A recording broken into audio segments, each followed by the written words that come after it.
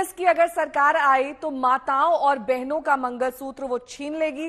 प्रधानमंत्री के हमले का कल प्रियंका गांधी वाड्रा ने जवाब दिया और उन्होंने कहा कि अपनी दादी इंदिरा गांधी और अपनी मां सोनिया गांधी की उन्होंने मिसाल दी और कहा कि प्रधानमंत्री का बयान उसका वो जवाब देना चाहती हैं। कैसे 70 साल में 55 साल कांग्रेस की सरकार रही तो क्या कांग्रेस ने किसी का सोना या मंगलसूत्र छीना? ये सवाल प्रियंका गांधी पूछ रही हैं। जंग में इंदिरा गांधी ने देश को अपना सोना बल्कि दिया। मेरी मां का मंगलसूत्र इस देश पर कुर्बान हुआ, ये भी प्रियंका गांधी ने कल अपने इस बयान में कहा। ये रिपोर्ट देखिए और समझिए कि क्या कुछ चल रहा है अब मंगलसूत्र को लेकर।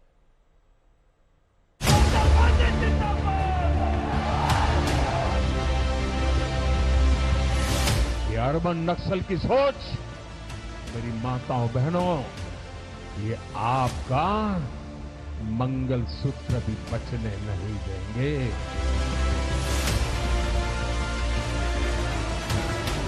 मेरी मां का मंगलसूत्र इस देश को कुर्बान हुआ है।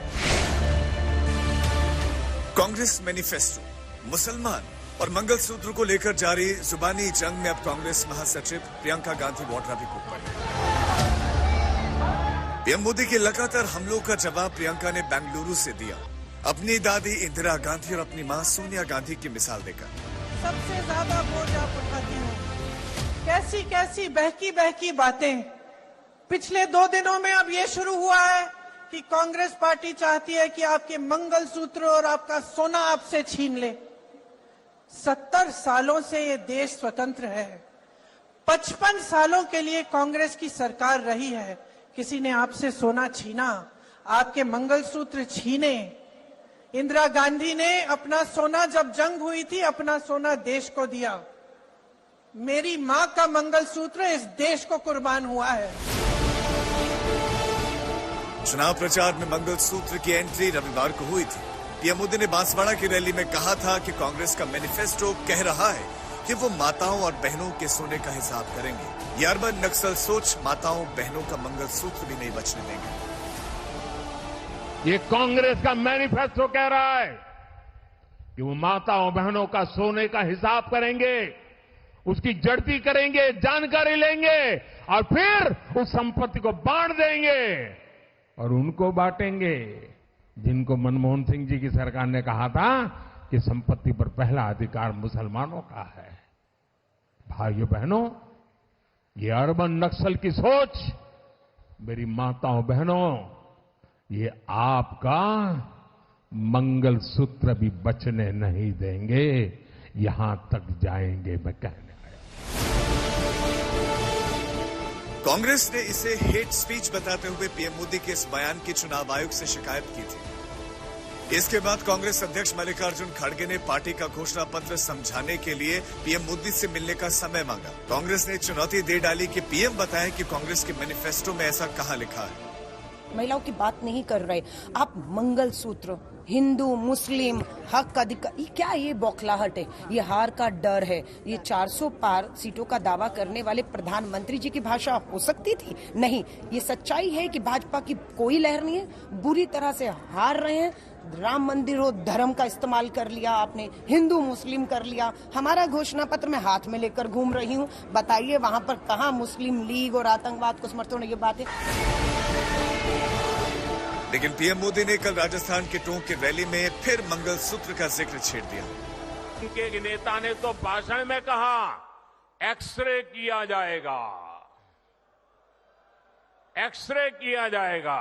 मतलब आपके घर में अगर बाजरे के अंदर डिब्बे में भी कुछ रखा है तो वो भी एक्सरे करके खोजा जाएगा।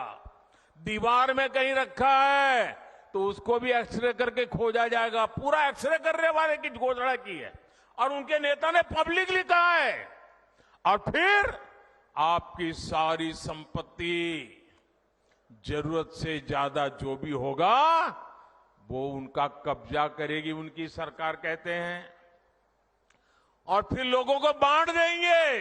क्या स्त्री धन पर हाथ लगा सकते हैं? क्या मंगलसूत्र पर हाथ लगा सकते हैं? क्या ये पंजे की ये ताकत? राजस्थान में से एक भी पंजा बचना नहीं चाहिए भाइयों। आज दूसरे दौर के चुनाव प्रचार का आखिरी दिन है। साफ है मंगलसूत्र का विवाद थमने वाला नहीं। आज इसमें और नई धार आ सकती है। दिल्ली से मौसमी सिंह के साथ आज तक। मौसमी सिंह मेरी सहयोगी जुड़ गई हैं तमाम जानकारी के साथ। मौसमी, जिस मंगलसूत्र का हवाला देकर प्रियंका गांधी ने अपनी दादी, अपनी मां का जिक्र किया, उस पर सैम पित्रोदा ने एक तरीके से पानी फेर दिया है। देखिए, ये पहली बार नहीं है जब सैम पित्रोदा जैसे बड़बोले नेता जो है कांग्रेस की भद्द पीटते हैं और चुनाव के ठीक पहले उनके जो बेतुके बयान होते हैं उससे जो है पार्टी को नुकसान पहुंचा हो, चाहे वो मणिशंकर अय्यर हो या सैम पित्रोदा हो। कई बार ऐसा हुआ है और इस बारी कांग्रेस ये उम्मीद कर रही थी कि अपने नेताओं को वो समझा पाएगी कि कुछ इस तरह की बयानबाजी ना हो। लेकिन मुस्लिम लीग से लेके मंगलसूत्र तक लगातार कांग्रेस की कोशिश ये रही है नेहा कि प्रधानमंत्री नरेंद्र मोदी का जो नैरेटिव है या जो उनका हमला है उसको काउंटर किया जाए।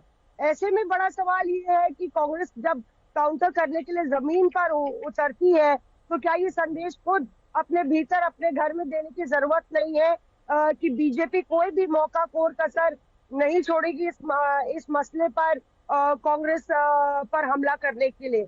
और अभी राहुल गांधी आज 10 बजे जवाहर भवन में अपनी स्पीच देने वाले कार्यक्रम में कल प्रियंका गांधी ने हमला किया। तो ये बताया जा रहा है कि सीधा पलटवार राहुल गांधी, जो प्रधानमंत्री नरेंद्र मोदी कह रहे हैं कि एक नेता ने कहा है कि आपकी संपत्ति बांट देंगे, तो प्रधानमंत्री मोदी का इशारा राहुल गांधी पर था, तो हो सकता है कि राहुल गांधी इसका पलटवार करे। ठीक है, बहुत बहुत शुक्रिया इस तमाम जानकारी के लिए आपका। तो चुनाव प्रचार में मंगलसूत्र का जिक्र कैसे आया, क्योंकि पहले चरण के प्रचार में इसका कोई जिक्र नहीं था। कांग्रेस के जयराम रमेश ने इसकी पूरी कहानी अपनी तरीके से बताई है। कांग्रेस ने 3 अप्रैल को घोषणा पत्र जारी किया। 19 अप्रैल को पहले चरण का चुनाव हुआ 102 सीटों पर।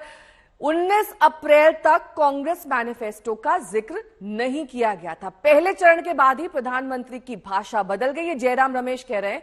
और बीजेपी ने दीवारों पर इबारत जो लिखी गई थी वो पढ़ दी है। बीजेपी दक्षिण भारत में साफ हो रही है, उत्तर में हाफ हो रही है, ऐसा जयराम रमेश का आकलन है।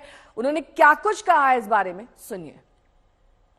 प्रधानमंत्री ने तो राजस्थान के पहले चरण के पहले इसका प्रचार नहीं किया था।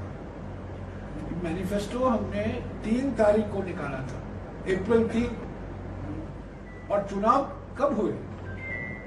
19 तारीख।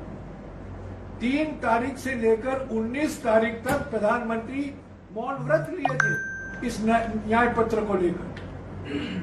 अचानक 20 तारीख को उनकी भाषा बदल गई। विश्वगुरु से स्वघोषित विश्वगुरु से विश्वगुरु बन गए। वो जानते हैं कि दक्षिण भारत में उनका सफाया होगा। दक्षिण भारत साफ, उत्तर भारत में हाफ, यही होने वाला है। तो राजस्थान में वो देख रहे हैं, दीवार पर राइटिंग बिल्कुल स्पष्ट है कि राजस्थान वो कई सीटों पर कमजोर है, हारने वाले हैं। सर एक सवाल, इसीलिए इसके बाद उनकी भाषा बदल गई है।